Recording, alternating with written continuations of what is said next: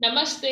आज के वीडियो में हम जानेंगे कि जो लोग अध्यात्म के पथ पर चलते हैं लेकिन बीच में अगर पथ भ्रष्ट हो गए, उनका ध्यान इधर उधर चला गया, उसके साथ साथ जीवन तो हमारा लिमिटेड है और जीवन भी खत्म हो गया, तो उनका होता क्या है?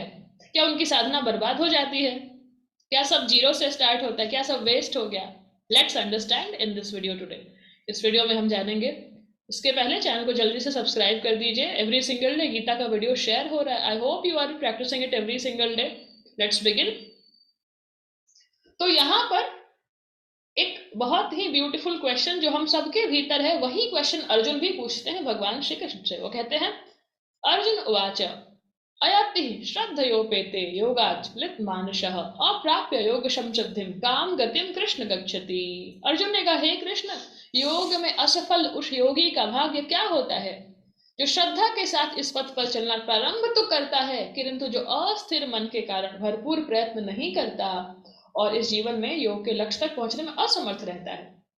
कहते हैं कि स्टार्ट तो उसने किया, योगी है, उसका इंटरेस्ट है, सब कुछ है, लेकिन हुआ क्या उसके साथ? क्योंकि हमने बात किया ना कि मन बड़ा चंचल है, मन इधर उधर भागता है, तो उसका भी मन इधर उधर भागता है और कुछ कारणों के चलते वो पहुंच नहीं पाता जो रियल गोल है इस जन्म में।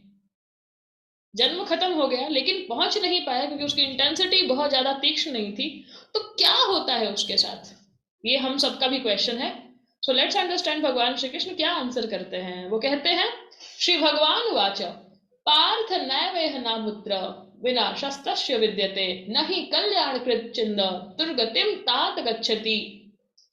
परमेश्वर श्री कृष्ण ने कहा, हे प्रथापुत्र, आध्यात्मिक पथ का अनुसरण करने वाले योगी का न तो इस लोक में और न ही परलोक में विनाश होता है। मेरे प्रिय मित्र, भगवत प्राप्ति के मार्ग पर चलने वाले को बुराई पराजित नहीं कर सकती। क्या कहते हैं कि ठीक है, आप रियल गोल तक नहीं पहुंच पाए, कोई बात नहीं, लेकिन अगर आपको अध्यात्म में रुचि है, ईश्वर का नाम जप करने में रुचि है, उनका ध्यान करने में रुचि है, भगवत गीता पढ़ने में रुचि है, लेकिन फिर भी अगर आप इसी जन्म में पहुंच नहीं पाए रियल गोल पर, फिर भी आपका नाश नहीं होता, आपका विनाश नहीं होता। वो क्या कहते हैं, विनाश उसका हो नहीं सकता, ना इस लोक में ना परलोक में, मतलब दूसरा अगर कोई लोक है उसमें भी उसका नाश नहीं होता। ये गारंटी भगवान लेते हैं और बताते हैं। इसलिए कोई बात नहीं अगर आपका मन इधर उधर भागता है, कोई बात नहीं, चिंता मत करिए। यतो निश्चरति मनस चंचलम अस्थिरम। अस्थिर है मन, बहुत अभ्यास, बहुत वैराग्य की जरूरत है। तो मन इधर उधर भाग रहा है, चिंता नहीं कर रहा है आपको, और आपको इस बात पर चलते रहना है, क्योंकि at the end of the time अगर गोल तक नहीं भी पहुंचे तो सिर्फ यही एक चीज है जो नेक्स्ट लाइफ में फिर कंटिन्यू हो जाता है। Let's understand. तो कहते हैं कि जो भी भगवत प्राप्ति के मार्ग में चलता है वो कभी नीचे नहीं गिर सकता, वो आगे ही बढ़ता है। और क्या कहते हैं, प्राप्य पुण्यकृतां लोकानुस्त्वा शाश्वती शमः सूचिनां श्रीमतां गेहे योग भ्रष्टो भिजायते। असफल योगी मृत्यु के पश्चात पुण्य आत्माओं के लोक में जाते हैं। अनेक वर्षों तक वहां निवास करने के पश्चात वे पृथ्वी पर कुलीन या धनवानों के कुल में पुनः जन्म लेते हैं। बहुत इंपॉर्टेंट पॉइंट है, लेट्स अंडरस्टैंड। क्या कहते हैं कि जो योगी असफल हो गया इस जन्म में, लेकिन उसने साधना किया बट मन थोड़ा चंचल था, इसलिए इसी जन्म में गोल तक नहीं पहुंचा, वह पुण्य आत्माओं के लोक में जाता है। अच्छे लोगों के घर में उसका जन्म होता है। इसलिए कहते हैं कि जिस परिवार में आपका जन्म हुआ है वो भी कर्म संस्कार से हुआ है। वो योगियों के घर जन्म लेता है, उसके आसपास लोग ध्यान साधना में रुचि रखते हैं, उसका संस्कार ऐसा होता है। जैसे मेरे ही घर में मेरे पेरेंट्स और बहुत ज्यादा स्पिरिचुअल हैं, खुद उन्होंने मुझे हेल्प किया अपने गुरु को फाइंड करने में, साधना को सीखने में। तो ऐसे जगह पर हमारा जन्म होता है जब हम इस आध्यात्म पाथ पर चलते रहते, छोड़ते नहीं। तो अच्छे लोगों के घर में आपका जन्म हुआ और वहां से आप अपनी साधना को कंटिन्यू कर सकते हैं। कुलीन लोगों में फिर या वो धनवानों के कुल में पुनः जन्म लेते हैं। धनवान मतलब रियल धन क्या है? साधना का धन रियल धन है। आप देखो इस दुनिया का जो भी धन है वो यही रह जाएगा कि नहीं? ये सब यही ड्रॉप हो जाएगा। तो ये सच में धन है? नहीं, ये धन नहीं, ये इल्यूशन है। तो रियल धन क्या है?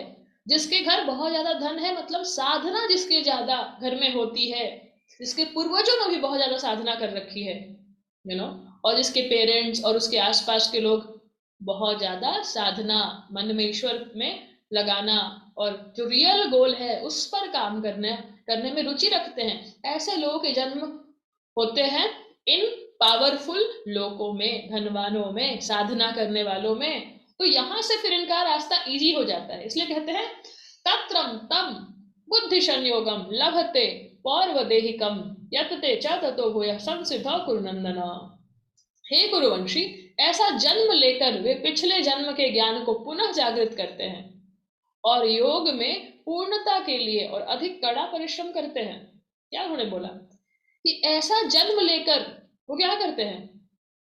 देखिए, जैसे आपको इसमें इंटरेस्ट है, तो जब आप इस मार्ग पर आए भगवत गीता करने में या ध्यान करने में, आपको लगा कि यार मुझे चीजें समझ में आ रही हैं, and you feel so much like home, you feel कि हाँ मुझे इस ज्ञान में जाना है, मुझे सीखना और ज्यादा सीखना है, और मुझे एफर्टलेसली चीजें समझ में आ रही हैं। तो कहते हैं कि पिछले जन्म में भी उन्होंने ज्ञान लिया था, साधना की थी, इसलिए एफर्टलेसली इनके भीतर आता है, जागृत होता है ज्ञान, और इस जन्म में ये और ज्यादा कमिटमेंट दिखाते हैं, और ज्यादा मेहनत करते हैं, और ज्यादा पूर्णता के साथ अधिक कड़ा परिश्रम करते हैं इस योग मार्ग में, अध्यात्म, खुद के जानने की जर्नी में, रियल पर्पस ऑफ लाइफ की जर्नी में आगे बढ़ने के लिए। इसलिए इस जन्म में वो और ज्यादा मेहनत करते हैं, और इनके लिए कंड्यूसिव एनवायरनमेंट भी मिल गया, इसलिए ये और ज्यादा पावरफुली आगे बढ़ सकते हैं, और ये अल्टीमेट गोल हो जाता है। तो क्या कहते हैं? प्रयत्नादत्मानस्तु योगिम संशुद्धि किल्बिषः अनेक जन्म संसिद्धस्ततो याति पराम गतिम। पिछले कई जन्मों में संचित पुण्य कर्मों के साथ जब ये योगी आध्यात्मिक मार्ग में आगे उन्नत करने हेतु निष्ठापूर्वक प्रयत्न में लीन रहते हैं, तब वे सांसारिक कामनाओं से शुद्ध हो जाते हैं और इसी जीवन में पूर्णता प्राप्त कर लेते हैं। मतलब क्या कि अरे संचित पुण्य कर्म इनके पास है, तो आपको सोचना अभी इस वीडियो में ये चाहिए, सोचना चाहिए भाई कि मेरे संचित पुण्य कर्म में क्या है। मुझे नहीं पता पिछले जन्म में कितना था, किसी भी घर में जन्म हो गया, कोई बात नहीं ना, वो तो पुराना कर्म था, लेकिन अभी इस मोमेंट में क्या कोई अच्छा कर्म कर रहे हैं? क्या मन को ईश्वर में लगा रहे हैं? क्या ध्यान साधना में वक्त को लगा रहे हैं? क्योंकि जीवन लिमिटेड है, आपके पास टेम्पररी है, एक एक्स्ट्रा श्वास नहीं मिलेगा, एक एक्स्ट्रा सेकंड नहीं मिलेगा, चला जाएगा शरीर। तो क्या भगवत गीता में भगवान का नाम लेने में समय को लगा रहे हैं? क्या हम हृदय में वही है या पूरी दुनिया को भर रखा है हृदय में? समझना पड़ेगा ये बात आपको। तो तब जाकर के वो पुण्य कर्म संचित होता है, तो उनका संचित है, इसलिए वो योगियों के घर में उनका जन्म होता है, और जब योगियों के घर में उनका जन्म होता है तब वो आध्यात्मिक मार्ग में उन्नति पूर्वक, निष्ठा पूर्वक प्रयत्न में लीन रहते हैं। और जब आपने क्या किया? अभ्यास किया, वैराग्य किया, और ज्यादा मेहनत किया, इस बार वो ज्यादा सिंसियरिटी के साथ करते हैं ताकि थोड़ा सा कुछ भी ना रह जाए। फिर क्या होता है?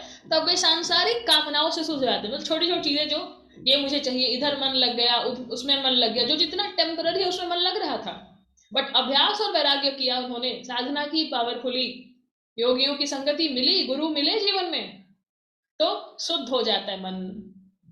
और जब मन शुद्ध हुआ, मन वश में हुआ, मन स्थिर हुआ, तो क्या होता है?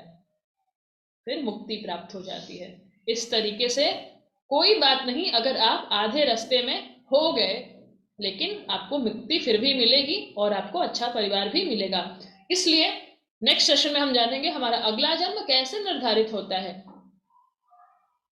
आई होप आपको ये अंडरस्टैंडिंग समझ में आई। अगर कोई भी सवाल है, आप कमेंट में लिख करके हमेशा ही शेयर कर सकते हैं मेरे साथ। You can ask your questions, share this video, इस वीडियो को शेयर करिए बहुत सारे लोगों के साथ। Thank you so much for joining this session.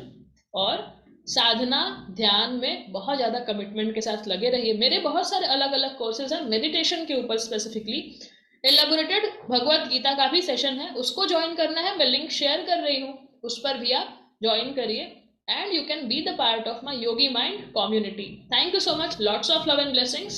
Jai Shri Krishna. Radhe Radhe.